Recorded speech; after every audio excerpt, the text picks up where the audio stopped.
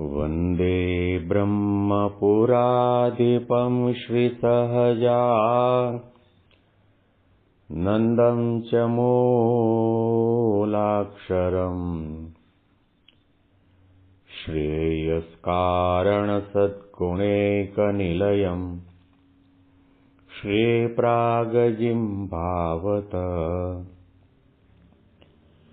ब्रह्मोपासनधारकं गुरुहरिं यज्ञं तथा योगिनं प्रीत्येवं प्रमुखं महन्तमनिशं श्रीजीस्वरूपं मुदा મહિમાનો મહિમા પ્રવચન માળામાં આજે 28મી ડિસેમ્બર 2025 રવિવારના દિવસે તમામ સંતો હરિભક્તોને મારા સાષ્ટાંગ પ્રણામ. જય સ્વામિનારાયણ. હેપી વચનામૃત દ્વિશતાબ્દી મહોત્સવ. હેપી પ્રમુખ સ્વામી મહારાજ શતાબ્દી મહોત્સવ. છેલ્લા 23 દિવસથી આપણે ગઢડા અંત્ય પ્રકરણનું 28મું વચનામૃત સાંભળી રહ્યા છીએ.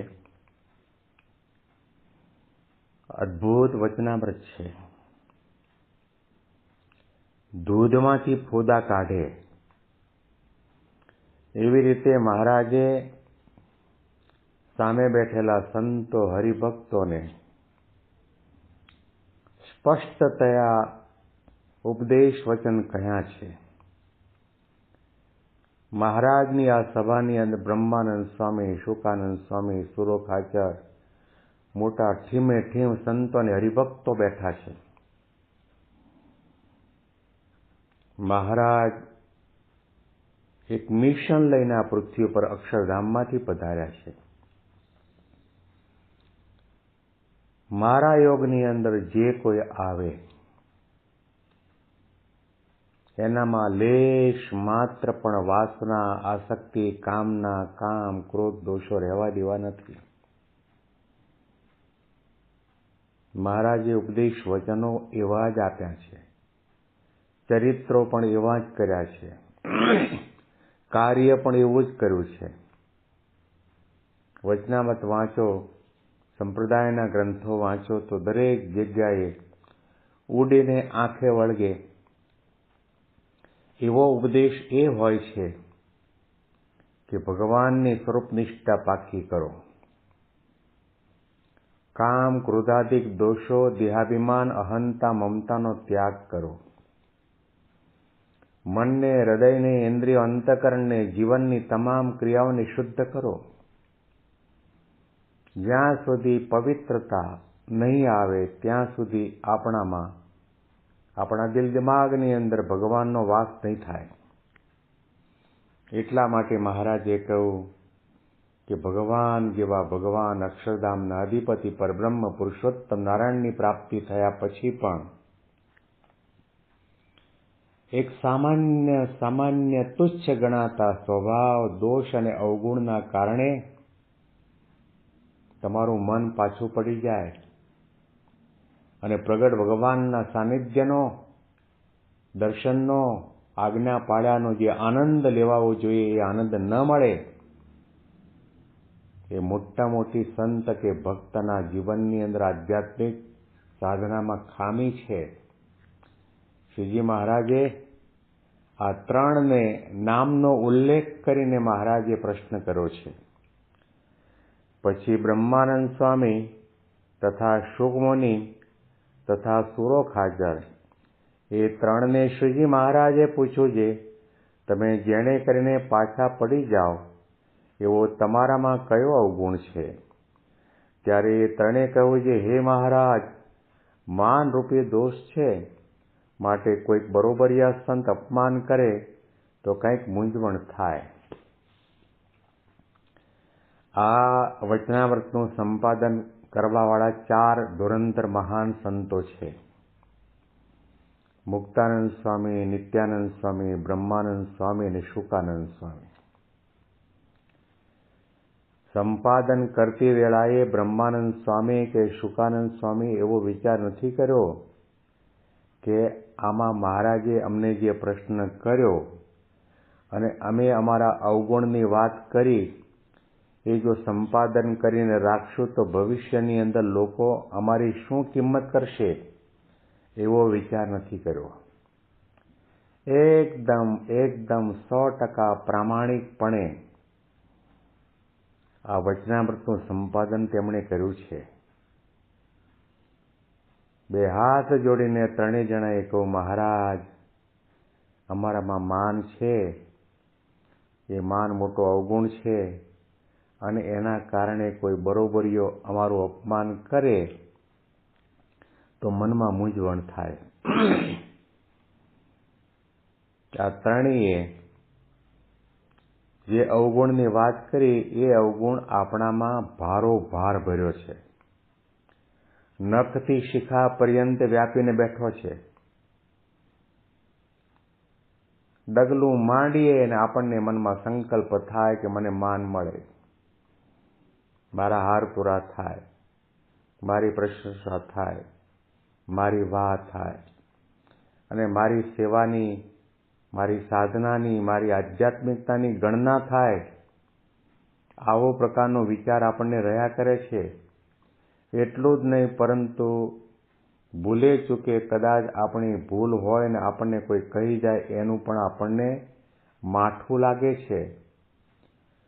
આપણને કોઈ પણ નાનું મોટું સૂચન સાંભળવું ગમતું નથી. ગ્રહણ કરવાની વાત તો બાજુ પર રહી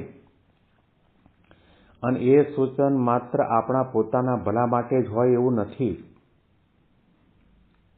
તમે કોઈ મંદિરમાં, મંડળમાં કોઠારી, ભંડારી, પૂજારી, સંચાલક, નિર્દેશક, ટ્રસ્ટી હો તો એની અંદર કોઈનું સૂચન એવું આવે કે અહીંયા આગળ આ સૂચન છે કે આમાં થોડો સુધારો કરો, તો ભાવિકો અહીંયા આગળ આવે છે એને ગુણ આવશે, એને પણ સારું લાગશે, ફરી આવવાનું મન થશે. આવું આપણે સંસ્થાના વિકાસ માટે, સંપ્રદાયના સારા દેખાવા માટે અને બીજા અહીંયા સત્સંગમાં આવતા થાય એટલા માટે સૂચન કરીએ તો પણ આપણને ગમતું નથી. તમે કહેવાવાળા કોણ? મીટિંગ કરીને, જાહેરમાં મીટિંગ કરીને 5-50 જણની વચ્ચે આપણને કહી દેવામાં આવે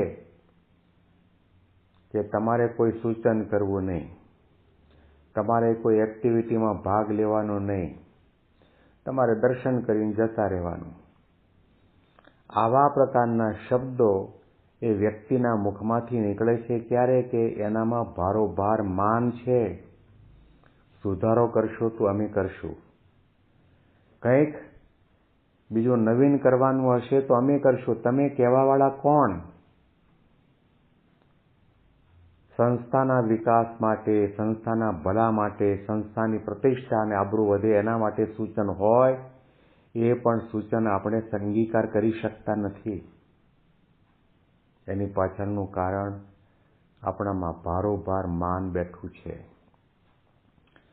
અને જે સૂચન કરે એના પ્રત્યે આપણને અણગમો થાય છે, એનો અભાવ આવે છે, એને હળધૂત કરીએ છીએ, એને પાછો પાડવાના પ્રયત્ન કરીએ છીએ. આ બધું કેમ બને છે?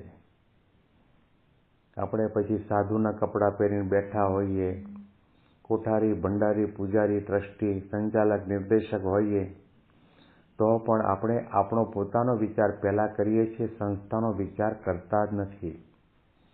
મહારાજ અને સ્વામીનો વિચાર કરતા જ નથી.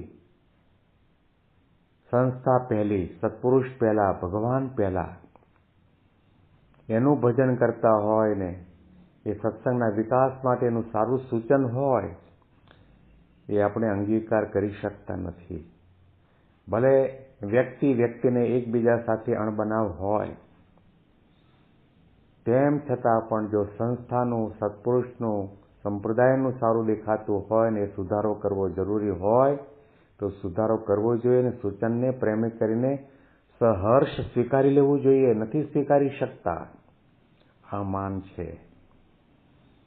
મહારાજે બ્રહ્માનંદ સ્વામી, સુરોખ હાજર અને શુકાનંદ સ્વામીને કહ્યું અને તેમણે પ્રામાણિકપણે કહ્યું, મહારાજ, અમારામાં માન છે.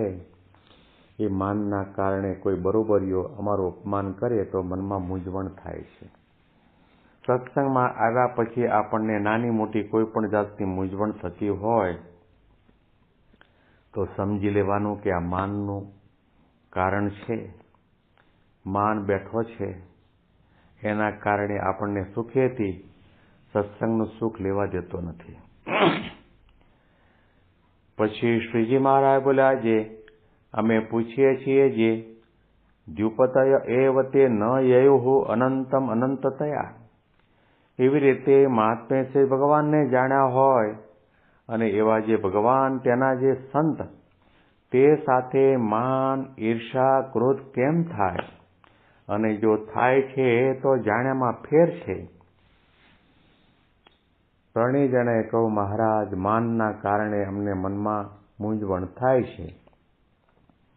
એ માનને ટાળવા માટે મહારાજે કહ્યું કે વેદોમાં, શાસ્ત્રોમાં એવા પ્રકારના મહિમાની વાતો લખવામાં આવી છે.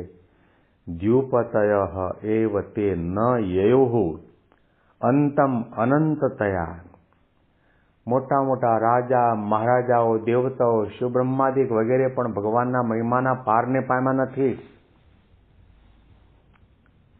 અને વેદો ઉપનિષદો લખવાવાળા મહાન જ્ઞાની વક્તાઓ, વિદ્વાનો પણ નેતિ નેતિ નેતિ નેતિ કરીને પુકારે છે કે હવે મહિમાનો કોઈ અંત જ નથી.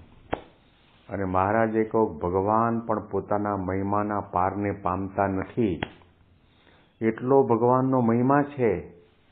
એવો ભગવાનનો અને સંતનો મહિમા જાણ્યો હોય કે આ સંતના દર્શન બ્રહ્માદિક દેવોને પણ દુર્લભ છે. અને આવા સંતનું દર્શન થયું હોય ત્યારે મને સાક્ષાત્કાર ભગવાનનું દર્શન થયું. અને આવા સંતની ચરણરજને લેવા માટે ભગવાન પણ વિચાર કરે છે કે આ સંતના ચરણરજ મને મારા માથા ઉપર પડે. આ સંતના દર્શન અને આ સંતને સાથે રહેવું ગમે.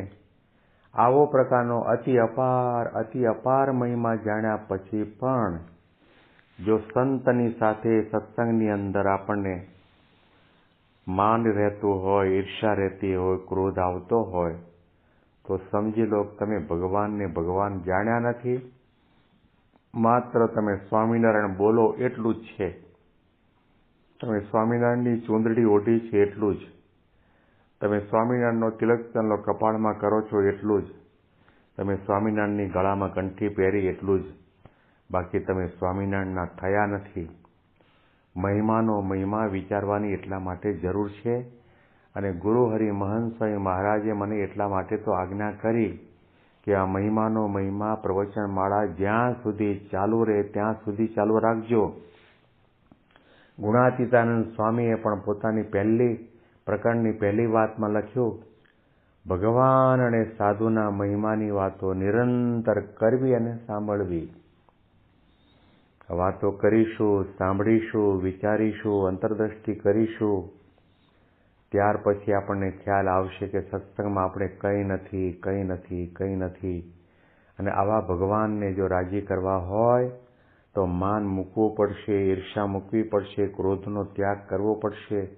શ્રીજી મહારાજે એવા શબ્દો પણ લખ્યા, ક્રોધી, ઈર્ષાવાળો, કપટી અને માની આ 4 મનુષ્ય હરિભક્ત હોય તો પણ એની સાથે અમને બનતું નથી.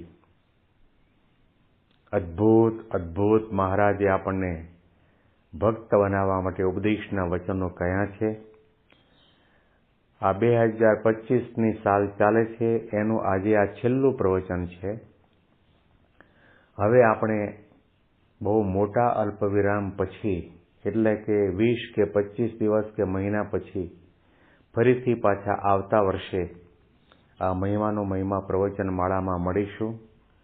આવતીકાલે અમારે અમદાવાદ જવાનું કારણ એટલું છે કે મારા ધર્મપત્નીને ઢીચણની નાની સરખી સર્જરી કરાવવાની છે.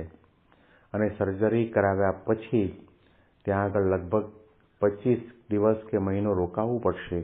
એ દરમિયાન સ્થાન અને સમયની અનુકૂળતા ન મળે એટલા માટે રેકોર્ડિંગ થઈ શકશે નહીં. તેમ છતાં પણ ગુરુ હરિ મહંત સ્વામી મહારાજના દર્શનનો લાભ મને 30 તારીખે મળવાનો છે. પ્રાતઃ પૂજામાં અને સાયંકાળની સભામાં અમદાવાદમાં આપ સૌ તમામ સંતો હરિભક્તોને યાદ કરીને પ્રાર્થના કરીશું, દર્શન કરીશું, વિનંતી અને પ્રાર્થના કરીશું, આજીજી કરીશું. મહારાજ અને સ્વામીના અખંડ ધારક એવા ગુરુ હરિ મહંત સ્વામી મહારાજ આ માન માત્ર શુકાનંદ સ્વામી, બ્રહ્માનંદ સ્વામી કે સુરા ખાચરના હૈયામાં નથી, અમારા તમામના હૈયામાં ઓછા વત્તા પ્રમાણમાં બેઠું છે.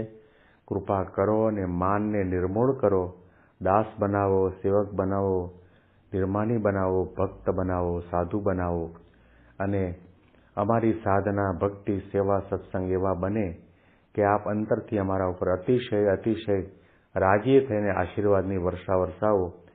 ફરીથી પણ આપણે આવતા વર્ષે મહિના પછી મોટા અલ્પ વિરામ પછી મળીશું.